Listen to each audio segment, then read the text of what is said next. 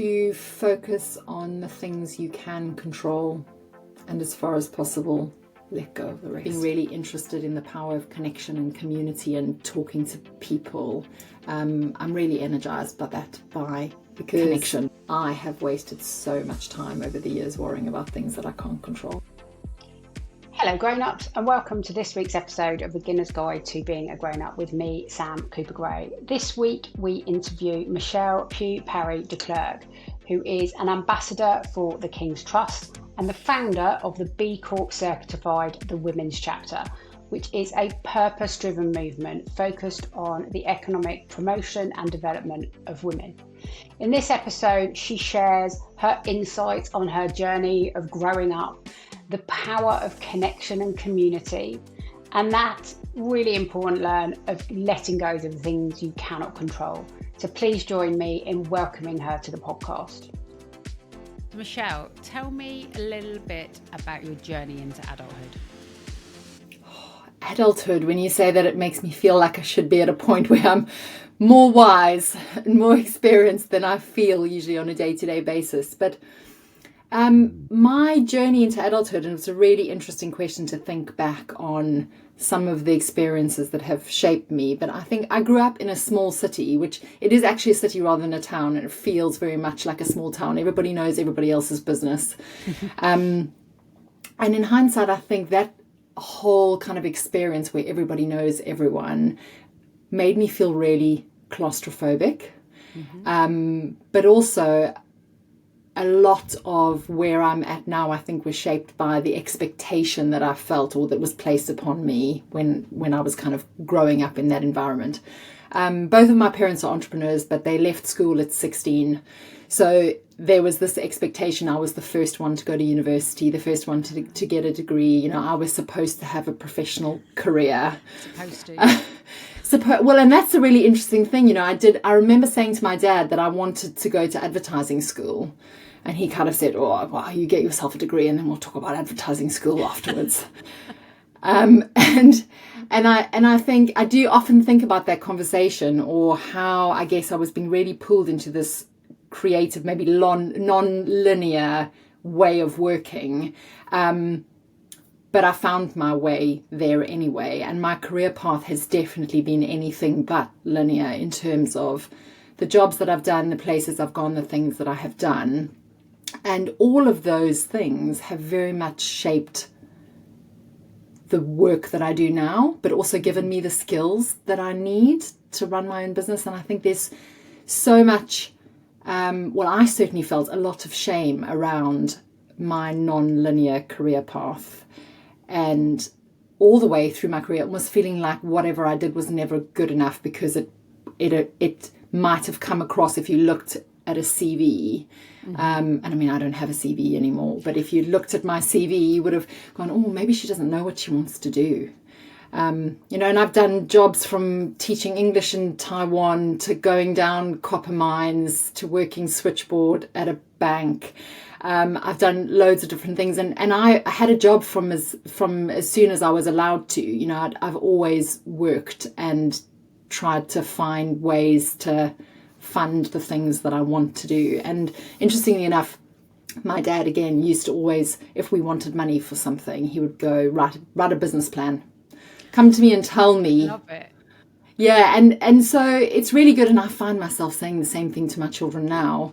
You know, when they want something, I'm like, well, tell me how, you know, you want money from me, but how are you going to fund it? What are you going to do from your side of things? Why do you need it? And how are you going to make the money to do whatever it is that you want, or to buy whatever it is that you want? So I think there have been all of these kind of, I guess, entrepreneurial experiences along the way, seeing my parents always feeling less than because they didn't have formal education or tertiary education, and the pressure that put on me to follow a certain path, even though they didn't intend to, has really, I guess, kind of, I've always had this push-pull around needing to do something, I guess, where I feel a sense of recognition, or that I have achieved something, but that also living outside of, you know, a straight line, and doing things where there's a lot more purpose. And And, that's not to say that having a traditional career path, you can't have purpose. Of course you can.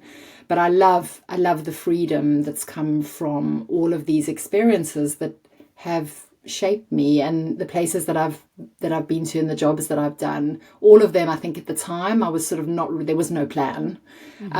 But they have all fed into what I do today. So I love that you've had quite a different career and you've done different things around your career. And I also love the fact you don't feel like a grown-up, because that's literally the ethos of the podcast. So that's brilliant. Tell me, you talked about teaching in Taiwan, going down a copper mine. Tell me a little bit about some of those experiences. Well, that's the thing. They don't really sound like one flows into the other, but somehow that kind of happens. So teaching English in Taiwan was something that I did, I guess, to get out of my hometown. And it was a way to travel. I'm a terrible teacher, it turns out. But it also coincided with SARS breaking out. So, very similar to what we experienced during COVID. Yeah. And so we were living in Taiwan at the time, really very weird time and space.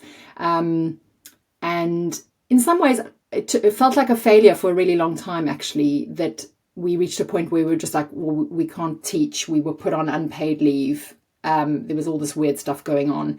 So packed up, left that, went back to South Africa, which is where I'm originally from, and went and asked for our old jobs back to save money to go on the next adventure. And I had been a journalist in South Africa. So one of the things, I was supposed to be a lawyer, but then had decided I wasn't quite ready to go on and do articles. So I did a postgraduate degree in marketing communication, and I landed up being a hard news journalist. So I got a kind of an internship at a newspaper, and within the first 3 weeks I had a front page spread, and it turned out that I was really good at it. Which was a double-edged sword, actually, because being a hard news journalist in South Africa at that time was a very, kind of challenging role. And I really struggled with leaving my work at work. But I loved the storytelling part. I loved connecting with people. And that's kind of how I landed up going down copper mines, because I worked in newspapers. And when I moved to the UK, I couldn't get a newspaper job, or at least a paid one. And so I started working in financial services. I kind of took a PA job, and I strategically took a job that at a company that was owned by a holding company that owned a news publication.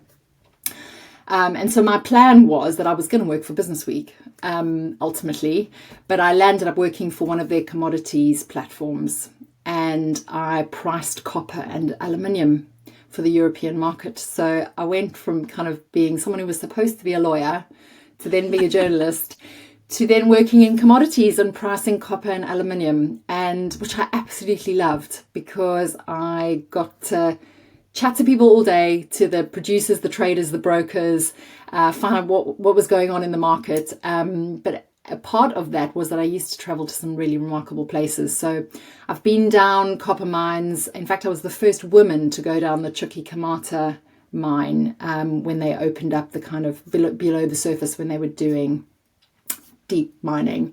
And there's a lot of superstition around that, actually, about women going into mines. I'm hoping that's changed. Yeah. But I also have been to places like Siberia, to aluminium smelters and things. So my love for travel and adventure was very much fed by, and continues to be fed by, the roles that I do and the work that I do. So that's how I landed up going down copper mines. And then my move career-wise from working in commodities was that I reached the point where I loved what I did, but I either needed to go on and trade and make more money, or I needed to do something completely different. And because I had remained a travel journalist, so I always wrote about travel experiences on the side, and I used to do bits and pieces for the Telegraph, etc. I got approached by a family that I knew from back home in South Africa that I had covered. I'd kind of covered one of their properties in a travel piece that I'd done for the Telegraph. And I met up with them for a coffee, and I left with a job offer to be their global marketing director.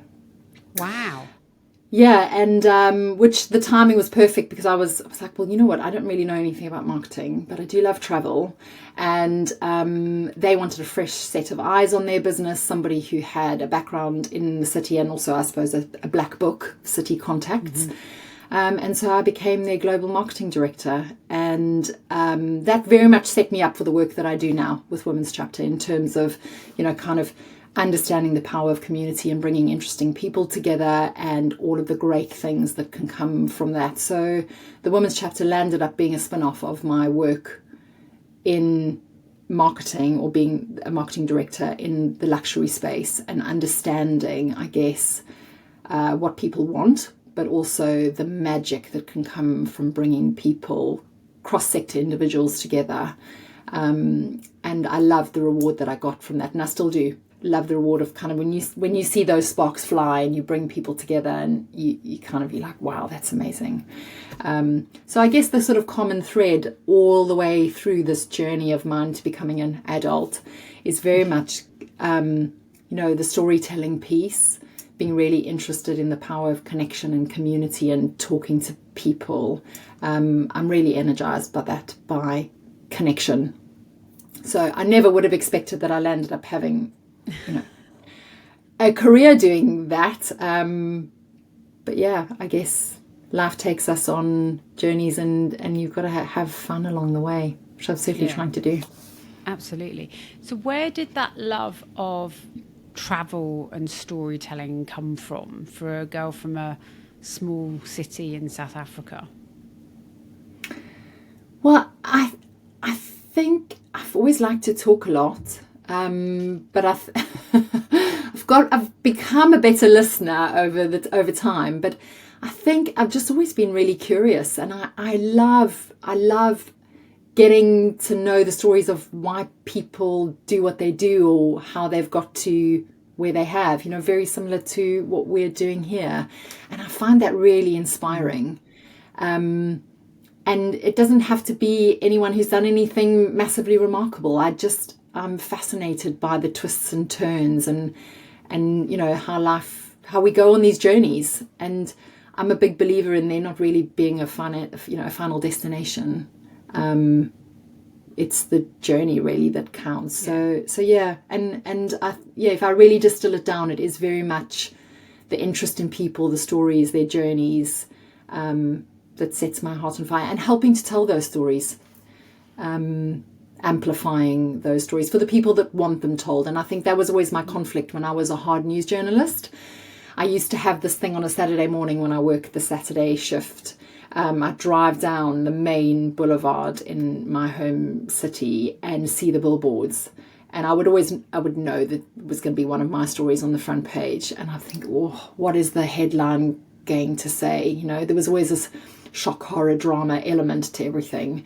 And I think when people trust you with their stories, there's a huge amount of responsibility that comes with that. And that was where I really struggled with my position in news, was how, I'm the custodian of that story, or they've told me and trust me, but with a lot of the time not realizing what they tell you and how that's going to translate in print.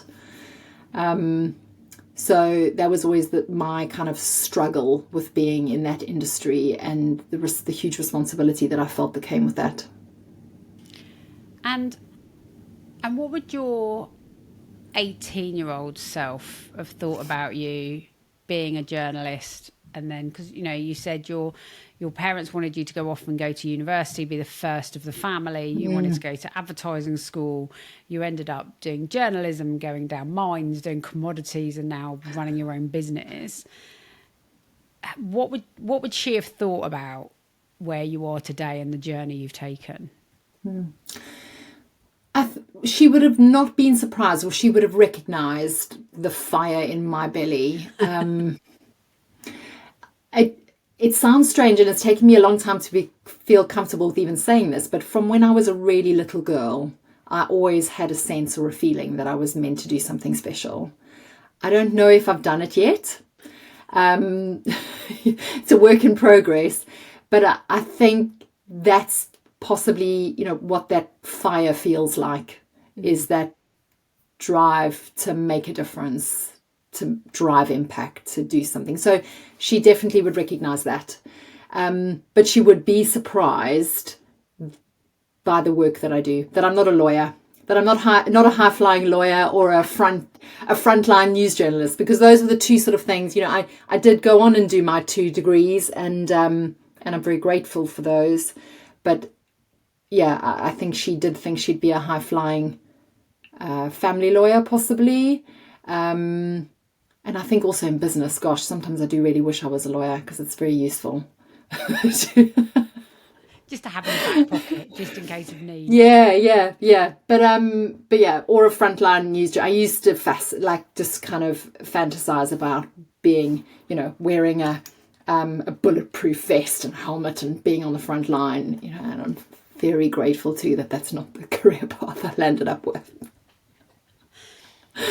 And through all of those journeys and changing careers quite a bit, and as you said, you kind of used to worry about that a bit, but has definitely brought you to who you are today. What's the biggest struggle that you've kind of faced and managed through? So I think my approach to struggle or failure or setback has always been very much kind of fall forward, and I'm not sure where that comes from.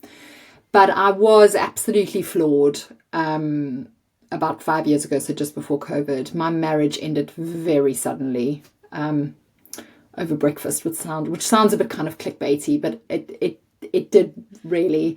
And I was one of those smug, happy married people, the sort of the couple that everybody thought was least likely to separate. And that really floored me, not only because I felt like I'd failed, but also because I had a plan. I had a sort of vision of what my adulthood would look like. And that plan changed in an instant. So I think what I've learned from that is that you can't be too wedded to your plans.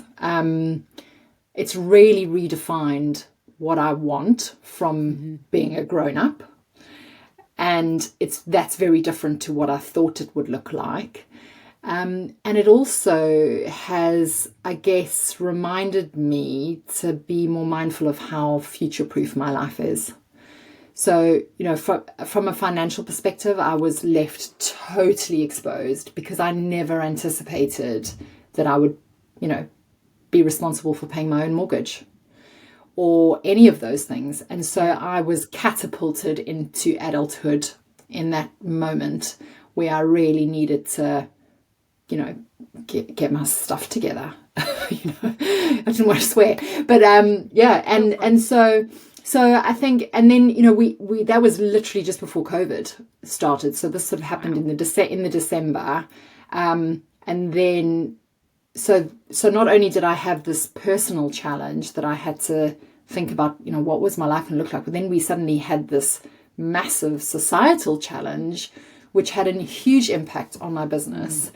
And certainly for Women's Chapter, I think that was the moment where I was like, wow, okay, I need to stop playing around now. This is a passion project that's grown into a business, and I now need to really start taking it seriously.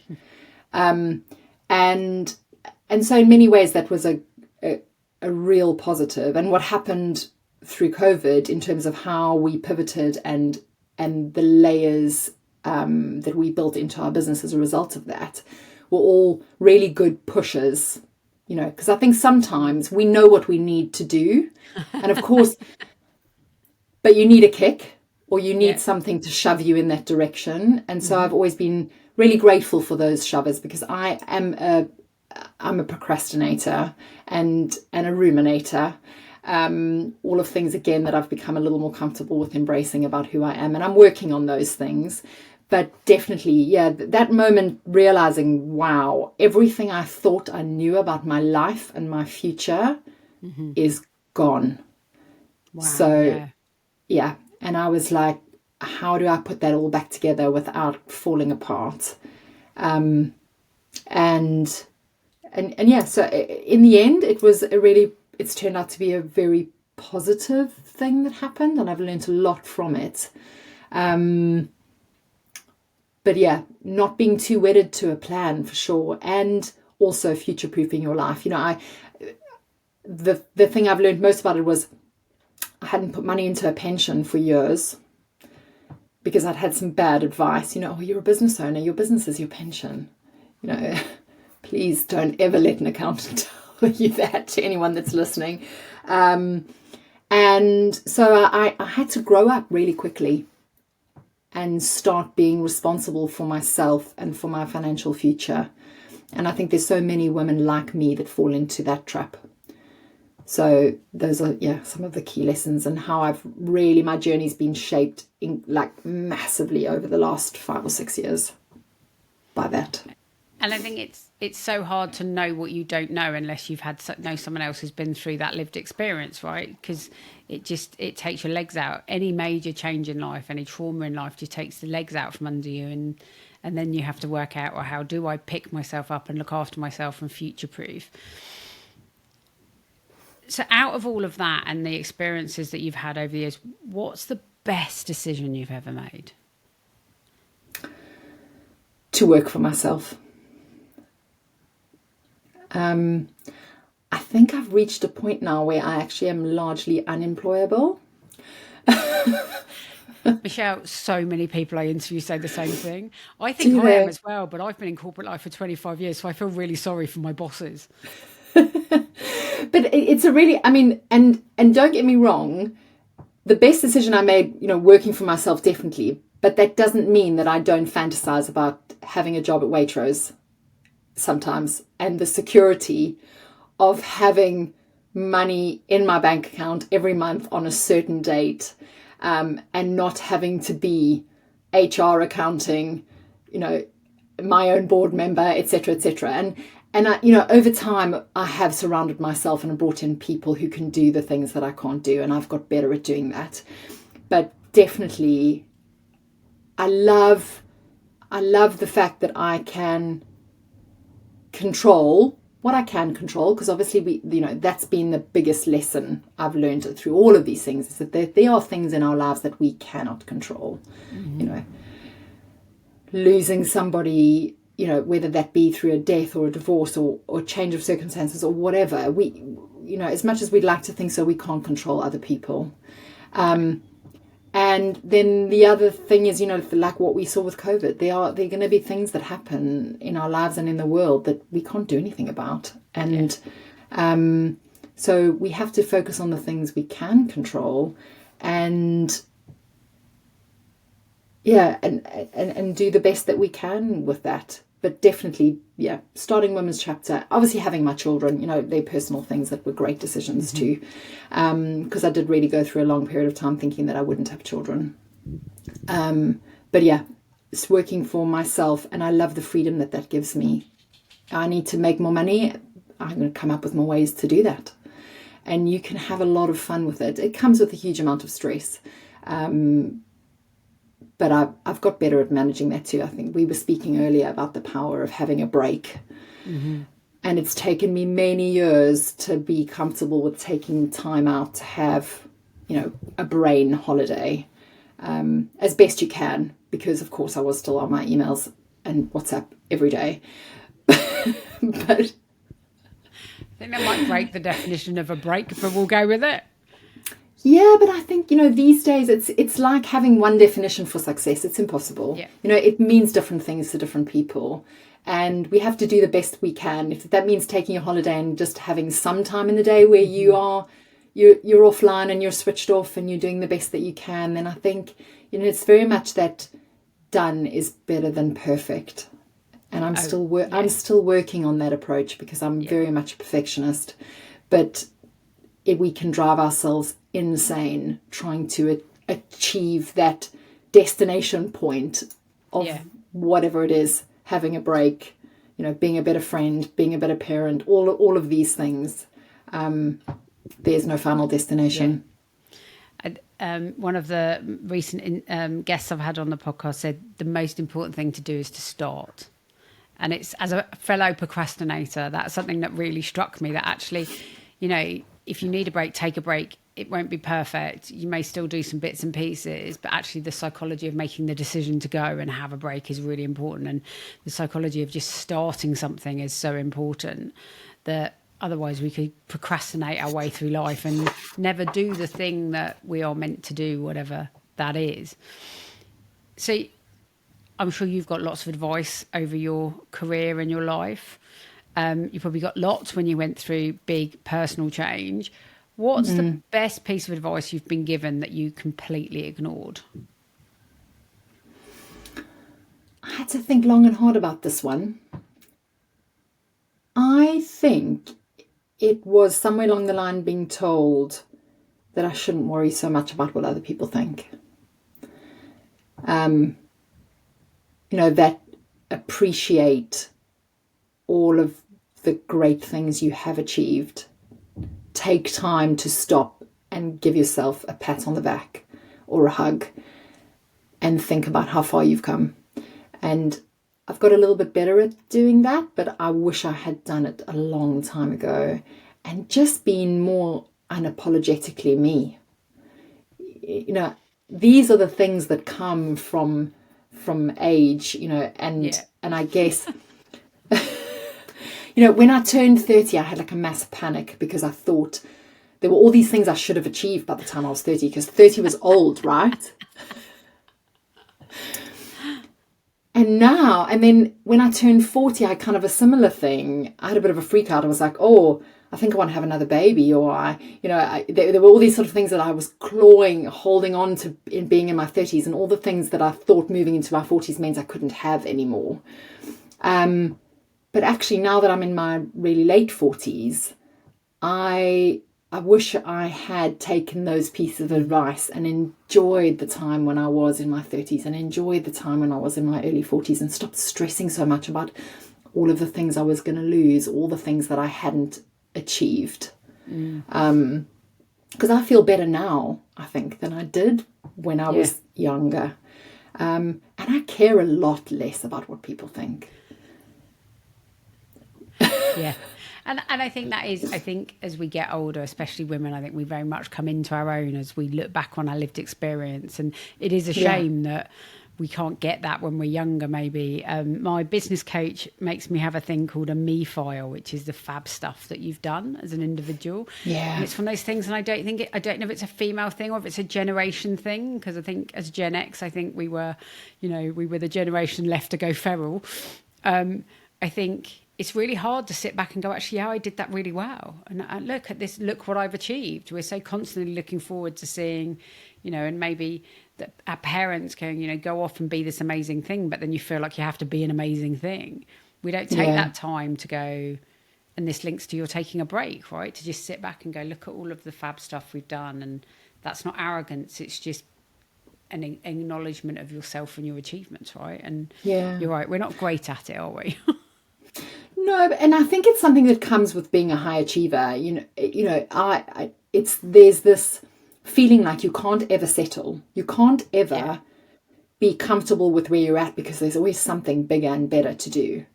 So and I think, we all suffer from imposter syndrome. And one of the things that I have learned when I'm having those moments of self-doubt is to go back to that sort of mental catalogue of all the things that I have done and I have achieved.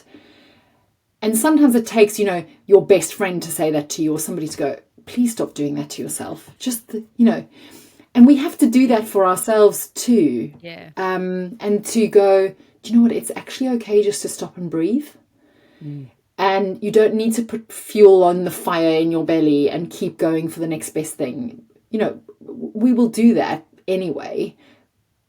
But it's okay to sort of have these pauses along the way and reflect and enjoy it, because life is so short. And I think that's been one of the biggest lessons that I learned with that big personal change, and with what we experienced during the pandemic, is you can't live for one day. You have to live for now, and you have to enjoy those moments and be grateful. Because you don't know when you're going to get thrown a curveball that you can't control. We can only control how we react to those things. So yeah, it's definitely, you know, all of these things have shaped my perception of what life should look and feel like. And I'm not attached to that vision of having a big Georgian house, you know, and having fabulous dinner parties and things. Like, there are far more other things. I can walk on the beach with my dog.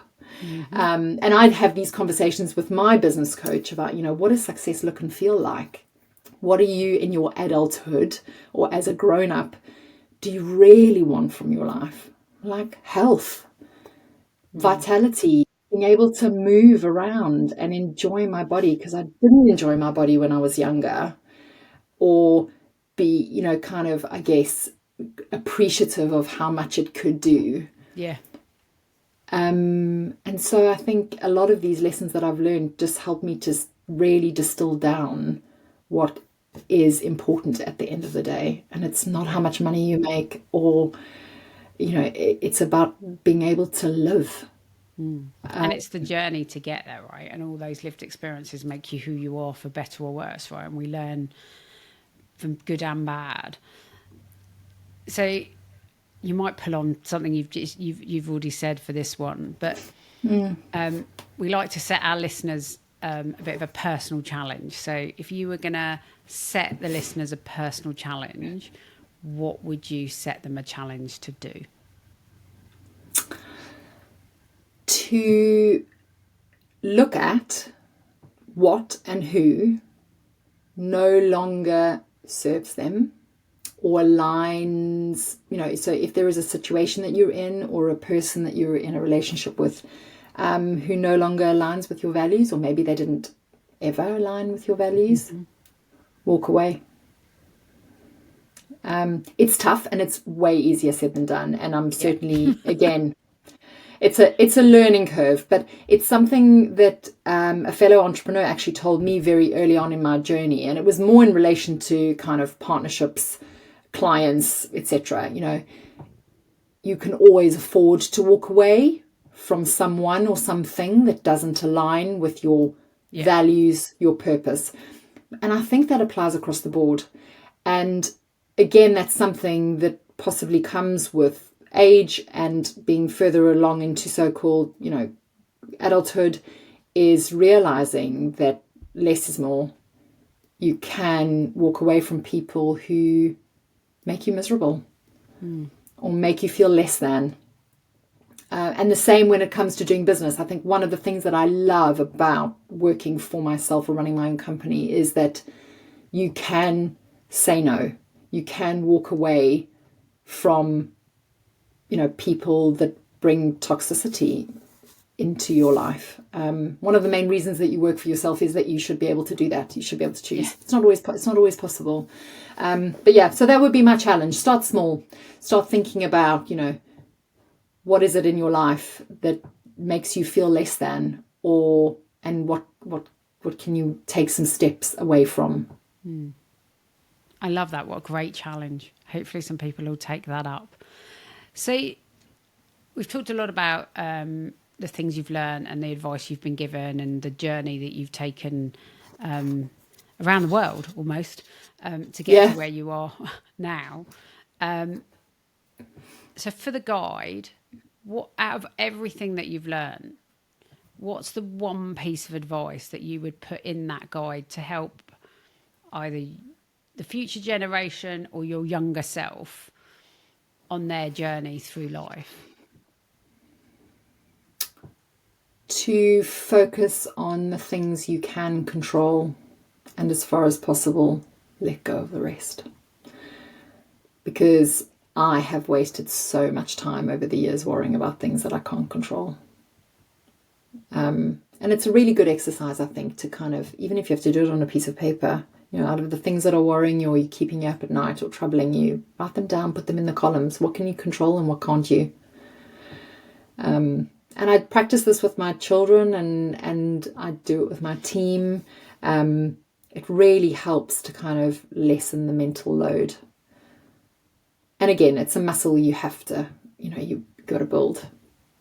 But I think it's a good philosophy. And I'm sure that you've had people say this before, because probably before the pandemic, we were less acquainted with that practice. But we do need to just focus on the things we can control and try to worry less about the things we can't. Well, I think that's the perfect piece of advice to end on. So, Michelle, thank you so much for sharing your story with us, your journey around the world and through different business, and the fact that you didn't end up as a lawyer, even though the skills might have been useful at some points in your life, and where you've got to, and the amazing job you do at the Women's Chapter and the amazing community that you have built in the Women's Chapter. So thank you for your time today. I know our listeners are going to have loved listening to your journey. Thank you so much, Sam. I feel very, very grateful to have been here. And I think this will be one of the experiences that will shape me going forward. It's really good to have the opportunity to reflect and to share. So thank you. I'm normally the one asking the questions. So it feels a great privilege to have an opportunity to take some time out to think about my journey and then to share it. So thank you. Thank you for listening to this week's episode. Please do like, follow and subscribe wherever you watch or listen. Next week, we have the fabulous Meggie Palmer joining us. She is our first guest based in the US, based out in New York, and she talks to us about her media career as a journalist and about her fabulous company, Pep Talk Her. So join us next week to hear her story. And in the meantime, enjoy being a grown-up.